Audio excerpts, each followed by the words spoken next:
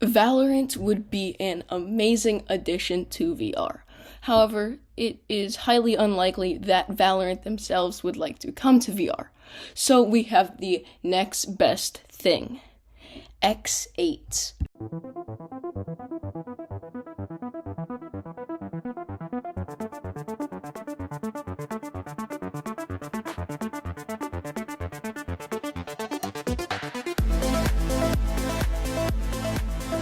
X8 aims to be the next big hero shooter, with a total of 9 current heroes to choose from, a plethora of weapons, unique abilities, secondary abilities, tons of weapons, armor, and different smoke grenades for each hero. X8 is a must-have. However, one of the smallest details is my favorite. In most other VR games we have right now that aren't a single-player story game, we have little to no story/lore. And if you've watched any of my Gunwriter suggestions videos, one that I always add is lore. I love lore, I can never get enough of it. And so, as you can guess, what I love most about this game is that it's not even out yet and they have lore. Just this tiny snippet of where the game is set.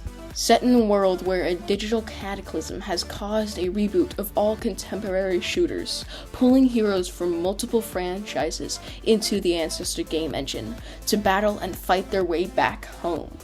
While the main draw definitely isn't going to be the lore, it's just a nice little addition, I think, that makes it feel a bit more thought through. Now, the game plays very similar to Valorant, where you spawn in a zone and you have a chance to buy weapons, armor, abilities, and so on. And then from there, you go into a field and you try and plant the spike, or in this case, it's called the siphon.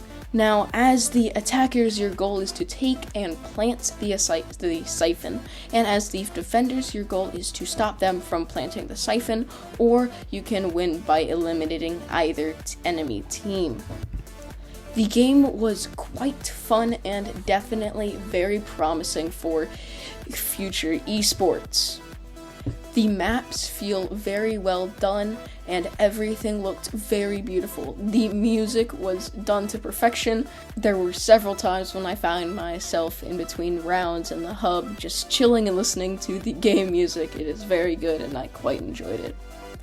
But the one thing that the game feels like it's lacking in is the gunplay. It has a system that is not really used a lot for VR, where when you stop moving, the crosshairs or the accuracy is increased. And while I think this is very unique, and I quite like it actually, it feels poorly implemented, if I'm honest, and the gunplay just feels off. However, this very well could have been due to the latency, as it was a simple home-hosted server in their headquarters. But this will likely be fixed or changed or rehauled, as the game is not even in beta, it's in alpha, which is very impressive.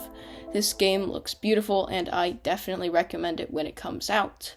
However, if you don't want to wait that long, they do have a closed beta. If you want to apply, you can click the link in the description and apply there. Note that it will not start until March 27th. This is one heck of a start for a VR game, and I am definitely looking forward to seeing what comes out of it. I hope you enjoyed this video. If you did, please like and subscribe, and as always, I will see you in the next one. I can hear the demons call when they do what they do, and now I feel